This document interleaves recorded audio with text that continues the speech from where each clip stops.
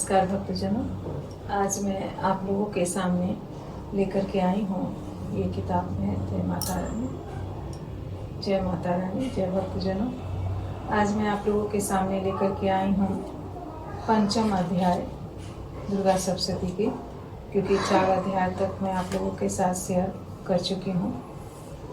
चलिए शुरू करते हैं पंचमो अध्याय। ओम। इस उत्तर चरित्र के रुद्र ऋषि हैं, महासरस्वती देवता हैं, अनुष्टुप छंद हैं, भीमा शक्ति है, ब्राह्मणी बीज है, सूर्य तत्व है और सामवेद स्वरूप है। महासरस्वती की प्रसन्नता के लिए उत्तर चरित्र के पाठ में इसका विनियोग किया जाता है, जो अपने कर कमलों में घंटा, शूल, हल, शंख, मूसल, चक्र, धनुष और वाण धारण करती है। शरद ऋतु के शोभा संपन्न चंद्रमा के समान जिनकी मनोहर कांति है, जो तीनों लोकों की आधारभूता और शुंभ आदि दैत्यों का नाश करने वाली है, तथा गौरी के शरीर से जिनका प्राकाट्य हुआ है, उन महासरस्वती देवी का मैं निरंतर भजन करता हूँ। ऋषि कहते हैं, पूर्व काल में शुंभ और निशुंभ नामक असुरों ने अपने बल के घमंड में आकर सचिपति इंद्र के हाथ से तीनों लोकों का राज्य और यज्ञ भाग छीन लिए। वे ही दोनों सूर्य, चंद्रमा, कुबेर, यम और वरुण के अधिकार का भी उपयोग करने लगे। वायु और अग्नि का कार्य भी वे ही करने लगे। उन दोनों ने सब देवताओं को अपमानित, राजभ्रष्ट, पराजित तथा अधिकारहीन करके स्वर्ग से निकाल दिया। उन दोनों महान असुरों से तिरस्कृत देवताओं ने अपराजिता देवी का स्मरण किया और सोचा, जगदम्बा ने हम लोगों को वर दिया था कि आपत्ति काल में स्मरण करने पर मैं तुम्हारी सब आपत्तियों का तत्काल नाश कर दूंगी। यह विचार कर देवता गिरिराज हिमालय पर गए और वहां भगवती विष्णु माया की स्तुति करने लगे। देवता बोले, देवी को नमस्कार है, महादेवी शिवा को सर्वदा नमस्कार है, प्रकृति एवं भद्रा को प्रणाम है। हम लोग नियम पूर्वक जगदम्बा को नमस्कार करते हैं, रौद्रा को नमस्कार है, नित्या, गौरी एवं धात्री को बारंबार नमस्कार है, ज्योत्सनामयी, चंद्ररूपिणी एवं सुख स्वरूपा देवी को सतत प्रणाम है, शरणागतों का कल्याण करने वाली वृद्धि एवं सिद्धि रूपा देवी को हम बारंबार नमस्कार करते हैं। नैऋत्य राक्षसों की लक्ष्मी, राजाओं की लक्ष्मी तथा संवार में शिव पत्नी स्वरूपा आप जगदम्बा को बारंबार नमस्कार है। दुर्गा, दुर्गपारा, दुर्गम संकट से पार उतारने वाली, सारा सबकी सारभूता, सर्वकारिणी, ख्याति, कृष्णा और ध्रुमा देवी को सर्वदा नमस्कार है। अत्यंत सौम्य तथा अत्यंत रौद्र रूपा देवी को हम नमस्कार करते हैं, उन्हें हमारा बारंबार प्रणाम है। जगत के आधारभूता कृति देवी को बारंबार नमस्कार है। जो देवी सब प्राणियों में विष्णु माया के नाम से कही जाती हैं, उनको नमस्कार, उनको नमस्कार, उनको बारंबार नमस्कार है। जो देवी सब प्राणियों में चेतना कहलाती हैं, उनको नमस्कार, उनको नमस्कार, उनको बारंबार नमस्कार है। जो देवी सब प्राणियों में बुद्धि रूप से स्थित है, उनको नमस्कार, उनको नमस्कार, उनको बारंबार नमस्कार है। जो देवी सब प्राणियों में निद्रा रूप में स्थित है, उनको नमस्कार, उनको नमस्कार, उनको बारंबार नमस्कार है। जो देवी सब प्राणियों में क्षुधा रूप से स्थित है, उनको नमस्कार, उनको नमस्कार, उनको बारंबार नमस्कार है। जो देवी सब प्राणियों में छाया रूप से स्थित है, उनको नमस्कार, उनको नमस्कार, उनको बारंबार नमस्कार है। जो देवी सब प्राणियों में सर्व शक्ति रूप से स्थित है, उनको नमस्कार, उनको नमस्कार, उनको बारंबार नमस्कार है। जो देवी सब प्राणियों में तृष्णा रूप से स्थित है, उनको नमस्कार, उनको नमस्कार, उनको बारंबार नमस्कार है। जो देवी सब प्राणियों में शांति रूप से स्थित है, उनको नमस्कार, उनको नमस्कार, उनको बारंबार नमस्कार है। जो देवी सब प्राणियों में जाति रूप से स्थित है, उनको नमस्कार, उनको नमस्कार, उनको बारंबार नमस्कार है। जो देवी सब प्राणियों में लज्जा रूप से स्थित है, उनको नमस्कार, उनको नमस्कार, उनको बारंबार नमस्कार है। जो देवी सब प्राणियों में शांति रूप से स्थित है, उनको नमस्कार, उनको नमस्कार, उनको बारंबार नमस्कार है। जो देवी सब प्राणियों में श्रद्धा रूप से स्थित है, उनको नमस्कार, उनको नमस्कार, उनको बारंबार नमस्कार है। जो देवी सब प्राणियों में कांति रूप से स्थित है, उनको नमस्कार, उनको नमस्कार, उनको बारंबार नमस्कार है। जो देवी सब प्राणियों में लक्ष्मी रूप से स्थित है, उनको नमस्कार, उनको नमस्कार, उनको बारंबार नमस्कार है। जो देवी सब प्राणियों में वृत्ति रूप से स्थित है, उनको नमस्कार, उनको नमस्कार, उनको बारंबार नमस्कार है। जो देवी सब प्राणियों में स्मृति रूप से स्थित है, उनको नमस्कार, उनको नमस्कार, उनको बारंबार नमस्कार है। जो देवी सब प्राणियों में दया रूप से स्थित है, उनको नमस्कार, उनको नमस्कार, उनको बारंबार नमस्कार है। जो देवी सब प्राणियों में तुष्टि रूप से स्थित है, उनको नमस्कार, उनको नमस्कार, उनको बारंबार नमस्कार है। जो देवी सब प्राणियों में माता रूप से स्थित है, उनको नमस्कार, उनको नमस्कार, उनको बारंबार नमस्कार है। जो देवी सब प्राणियों में भ्रांति रूप से स्थित है, उनको नमस्कार, उनको नमस्कार, उनको बारंबार नमस्कार है। जो जीवों के इंद्रिय वर्ग की अधिष्ठात्री देवी एवं सब प्राणियों में सदा व्याप्त रहने वाली है, उन व्याप्ति देवी को बारंबार नमस्कार। जो देवी चैतन्य रूप से इस संपूर्ण जगत को व्याप्त करके स्थित है, उनको नमस्कार, उनको नमस्कार, उनको बारंबार नमस्कार है।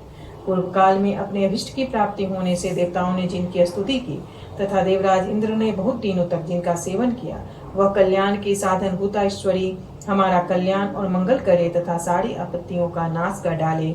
उदंड दैत्य से सताए हुए हम सभी देवता जिन परमेश्वरी को इस समय नमस्कार करते हैं तथा जो भक्ति से विनम्र पुरुषों द्वारा स्मरण किए जाने पर तत्काल ही संपूर्ण विपत्तियों का नाश कर देती हैं, वे जगदम्बा हमारा संकट दूर करे। ऋषि कहते हैं, राजन, इस प्रकार जब देवता स्तुति कर रहे थे उस समय पार्वती देवी गंगा जी के जल में स्नान करने के लिए वहां आई।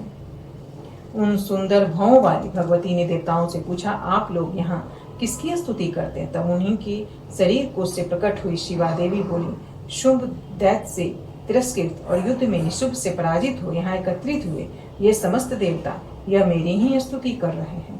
पार्वती जी के शरीर कोश से अंबिका का प्रादुर्भाव हुआ था, इसीलिए वे समस्त लोकों में कौशिकी कही जाती हैं। कौशिकी से प्रकट होने के बाद पार्वती देवी का शरीर काले रंग का हो गया, अतः वे हिमालय पर रहने वाली कालका देवी के नाम से विख्यात हुई। तदंतर शुंभ निशुंभ के वृत्त चंडमुंड यहाँ आए और उन्होंने परम मनोहर रूप धारण करने वाली अंबिका देवी को देखा। फिर वे शुंभ के पास जाकर बोले, महाराज, एक अत्यंत मनोहर स्त्री है जो अपनी दिव्य कांति से हिमालय को प्रकाशित कर रही है। वैसा उत्तम रूप कहीं किसी ने भी नहीं देखा होगा। असुरेश्वर, पता लगाइए वह देवी कौन है और उसे ले लीजिए। स्त्रियों में तो वह रत्न है, उसका प्रत्येक अंग बहुत ही सुंदर तथा वह अपने श्री अंगों की प्रभा से संपूर्ण दिशाओं में प्रकाश फैला रही है। दैत्यराज, अभी वह हिमालय पर ही मौजूद है, आप उसे देख सकते हैं। प्रभु, तीनों लोकों में मणि, हाथी और घोड़े आदि जितने भी रत्न हैं वे सब इस समय आपके घर में शोभा पाते हैं। हाथियों में रत्नभूत ऐरावत, यह परिजात का वृक्ष और यह उच्च सर्वा घोड़ा, यह सब आपने इंद्र से ही ले लिया है। हंसों से जुता हुआ यह विमान भी आपके आंगन में शोभा पाता है। यह रत्नभूत अद्भुत विमान जो पहले ब्रह्मा जी के पास था अब आपके यहाँ लाया गया है। यह महापद नामक निधि आप कुबेर से छीन लाया है। समुद्र ने भी आपको किंजलकनी नाम की माला भेंट की है जो केसरों से सुशोभित है और जिसके कमल कभी खुम्बलाते नहीं है। सुवर्ण की वर्षा करने वाला वरुण का छत्र भी आपके घर में शोभा पाता है तथा यह श्रेष्ठ रथ जो पहले प्रजापति के अधिकार में था अब आपके पास मौजूद है। दैत्येश्वर, मृत्यु की उत्क्रांति दा नाम वाली शक्ति भी आपने छीन ली है तथा वरुण का पास और समुद्र में होने वाले सब प्रकार के रत्न आपके भाई निशुंभ के अधिकार में है। अग्नि ने भी स्वतः शुद्ध किए हुए 2 वस्त्र आपकी सेवा में अर्पित किए हैं। दैत्यराज, इस प्रकार सभी रत्न आपने एकत्र कर लिए हैं। फिर जो यह स्त्री में रत्न रूप कल्याणमयी देवी है उसे आप क्यों नहीं अपने अधिकार में कर लेते? ऋषि कहते हैं, चंडमुंड का यह वचन सुनकर निशुंभ ने महादैत्य सुग्रीव को दूत बनाकर देवी के पास भेजा और कहा कि तुम मेरी आज्ञा से उसके सामने ये बातें कहना और ऐसा उपाय करना जिससे प्रसन्न होकर वह शीघ्र ही यहाँ आ जाए। वह दूत पर्वत के अत्यंत रमणीय प्रदेश में जहाँ देवी मौजूद थी गया और मधुर वाणी में कोमल वचन बोला। दूत बोला, देवी, दैत्यराज शुंभ इस समय तीनों लोकों के परमेश्वर है। मैं उन्हीं का भेजा हुआ दूत हूँ और यहाँ तुम्हारे ही पास आया हूँ। उनकी आज्ञा सदा सब देवता एक स्वर में मानते हैं, कोई उनका उल्लंघन नहीं कर सकता। वे संपूर्ण देवताओं को परास्त कर चुके हैं। उन्होंने तुम्हारे लिए जो संदेश दिया है उसे सुनो। संपूर्ण लोकों की त्रिलोकी मेरे अधिकार में है। देवता भी मेरी आज्ञा के अधीन चलते हैं। संपूर्ण यज्ञों के भागों को मैं ही पृथक पृथक भोगता हूँ। तीनों लोगों में जितने श्रेष्ठ रत्न हैं वे सब मेरे अधिकार में है। देवराज इंद्र वाहन ऐरावत जो हाथियों में रत्न के समान है मैंने छीन लिया है। क्षीर सागर का मंथन करने से जो अश्वरत्न उच्च सर्वा प्रकट हुआ था उसे देवताओं ने मेरे पैरों पर पड़कर समर्पित किया है। सुंदरी, उनके सिवा और भी जितने रत्नभूत पदार्थ देवताओं, गंधर्वों और नागों के पास थे वे सब मेरे ही पास आ गए हैं। देवी, हम लोग तुम्हें संसार की स्त्रियों में रत्न मानते हैं, अतः तुम हमारे पास आ जाओ, क्योंकि रत्नों का उपभोग करने वाले हम ही हैं। चंचल कटाक्षों वाली सुंदरी, तुम मेरी या मेरे भाई महापराक्रमी निशुंभ की सेवा में आ जाओ, क्योंकि तुम रत्न स्वरूपा हो। मेरा वरण करने से तुम्हें तुलना रहित महान ऐश्वर्य की प्राप्ति होगी। अपनी बुद्धि से यह विचार कर तुम मेरी पत्नी बन जाओ। ऋषि कहते हैं, दूत के योग कहने पर कल्याणमयी भगवती दुर्गा देवी, जो इस जगत को धारण करती हैं, मन मन गंभीर भाव से मुस्कुराई और इस प्रकार बोली। देवी ने कहा, दूत, तुमने सत्य कहा है, इसमें तनिक भी मिथ्या नहीं है। शुंभ तीनों लोकों का स्वामी है और निशुंभ भी उसी के समान पराक्रमी है, किंतु इस विषय में मैंने जो प्रतिज्ञा कर ली उसे मिथ्या कैसे करूं? मैंने अपनी अल्प बुद्धि के कारण पहले से जो प्रतिज्ञा कर रखी है उसे सुनो।